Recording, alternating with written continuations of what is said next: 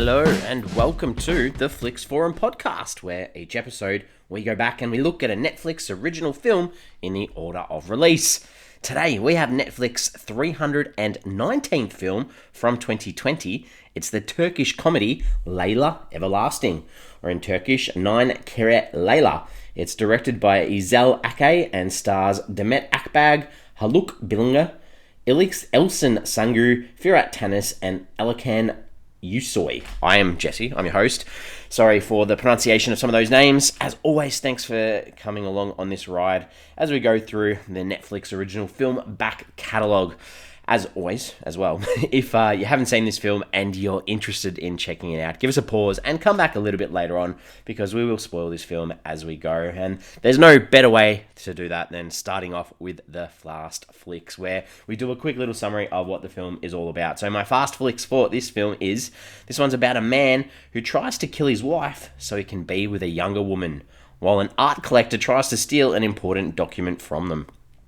Intriguing. That's probably the most intriguing way to get through this conversation. It is an international film, so it was very hard to find out any information about this film, how it ended up on Netflix. It's inspired by a Turkish stage play called Nine Lives. So that's interesting. I guess if you put that in hand with the title Leyla Everlasting in English and Nine Lives, you've got that idea of what you might see in this film a little bit too.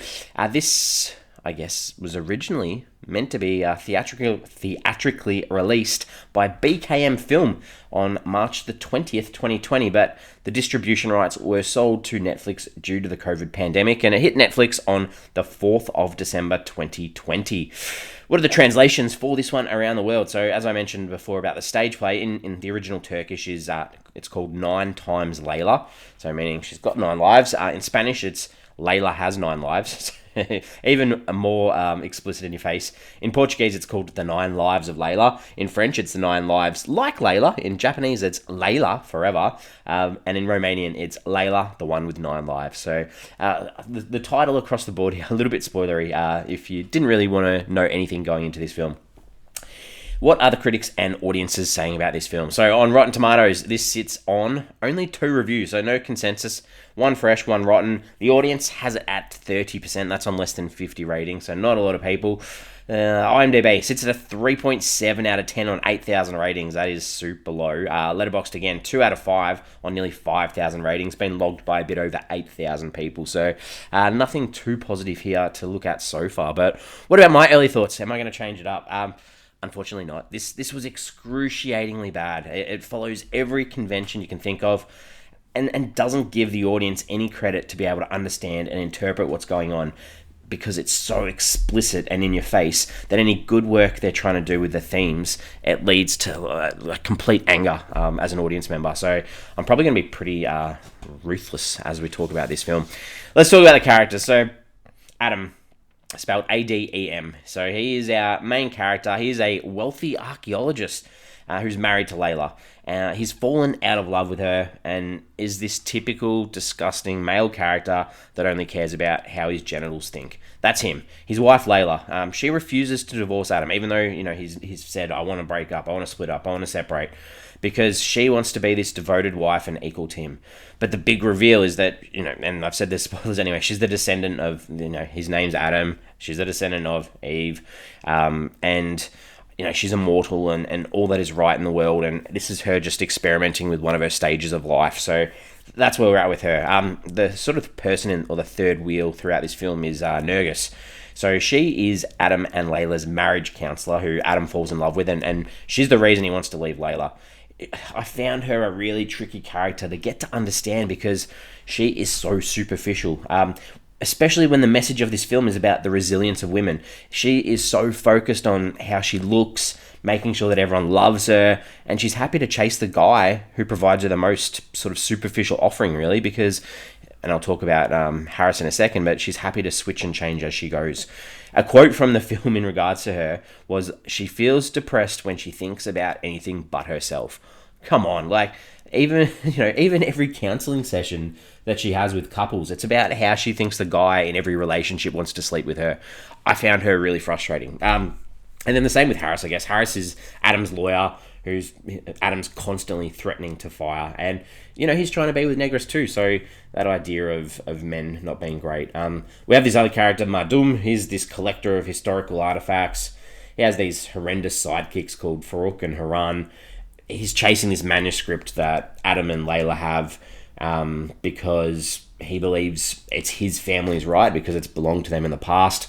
And then we've got these ambos or paramedics called Hizir and Ilas, and they are the most unfunny comic relief I've seen in a long time in a film. So not a lot of positives here from me. The director, Ezel Akay, 24 acting credits in Turkey, 7 directing credits.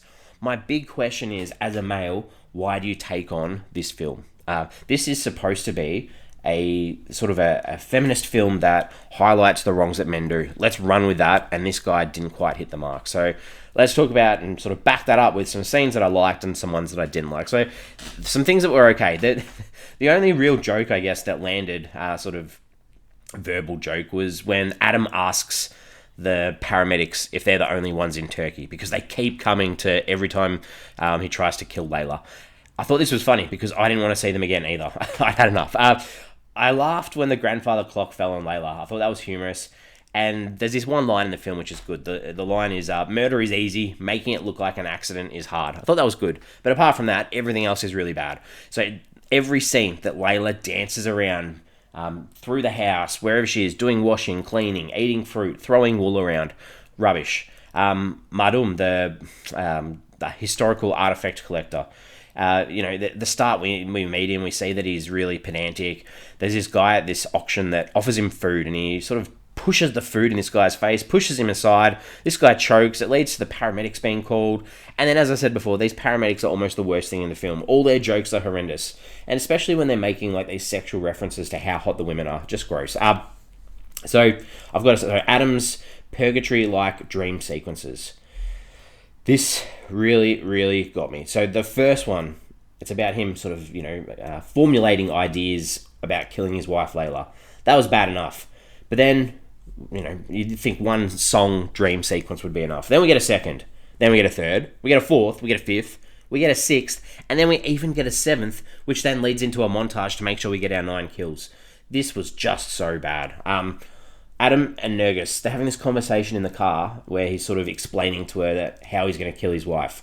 And this was done through 2 bobblehead dogs sitting on the dashboard. Why? That was rubbish. The whole idea of one of the ways that Adam was going to kill his wife was getting this poisonous log, this tree stump, and he bought it for her so she could do a yoga next to it. Come on. Madum, this art collector, the villain, I guess, he just kidnaps and ties up whoever he wants, whenever he wanted. And then he, goes on this big rant about getting drunk and not actually letting the people speak. I don't know. He really frustrated me.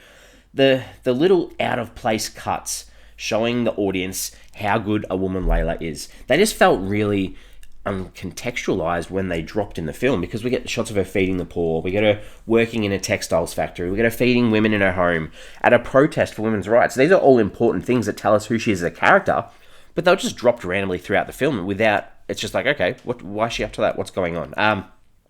There's a scene where Adam goes to like this exotic animal sort of collector to get an animal to sort of kill his wife, and he gets this spider, and he has this conversation with this CGI spider. Rubbish. Those ambos, the paramedics, they were just randomly dancing at this gas station in one scene, and then we cut to Leyla and Nergis dancing and singing in this club or bar with a band together. Like, what did this have to do with anything? I have no idea.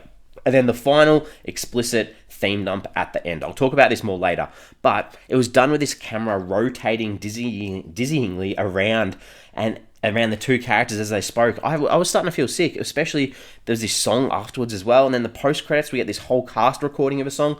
The end was just mind-numbing. I really, really struggled. Themes, ideas, what's this film saying? So, the idea of marriage, the struggles of marriage, the idea of midlife crisis, I get all that. The idea that love can make you do crazy things too.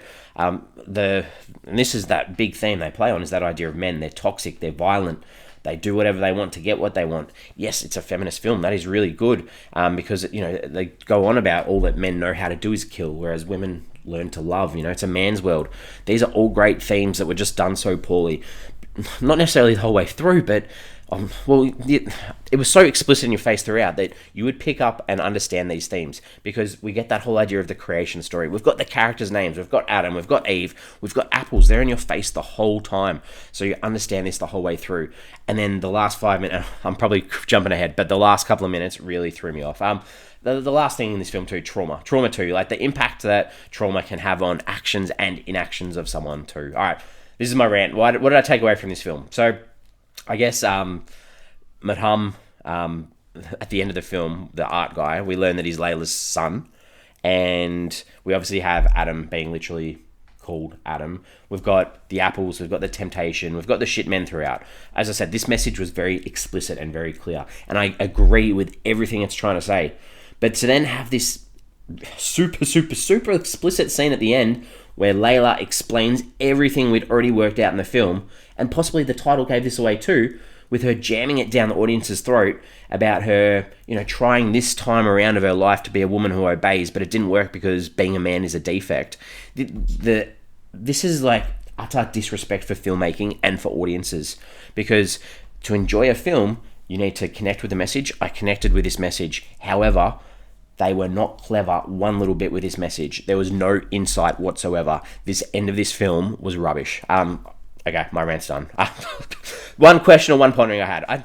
What was the reason that Adam was having this auction to fundraise for filmmakers? It was just like they threw this idea that he supports filmmakers in the background. I'm not sure. That really confused me too. All right, I'm ready to wrap this up. My rant's gone on long enough. The songs in this film, there were, what did I say? Probably 9 to 10 songs in this film. They reminded me of why Bollywood films at times can be so hard to digest, because it was a real struggle. It just took you away from the actual film. Yes, I get what the songs were about, Adam and his conscience and what was going on in his life, but the idea and the message, yes, it's a good one that needs to be told, but not in this way. It was done really poorly, and I'm critiquing the filmmaking of this film. Everyone involved, I think, should probably be ashamed with how they handled it and how it took away any ability for an audience to empathize with or care about any characters or any situation in this film. I'm giving this a 1 out of 5. This film I cannot recommend this one little bit, unfortunately. We've got socials, we've got Instagram, we've got Facebook, we've got X, formerly known as Twitter. The question that I wanted to ask was, would this, it's based on a stage play, so would this work better on stage? I'm not sure. I don't know. The feeling I have towards this means that I would not even want to sit through a stage version of this unless it's completely different. So that's where we're at.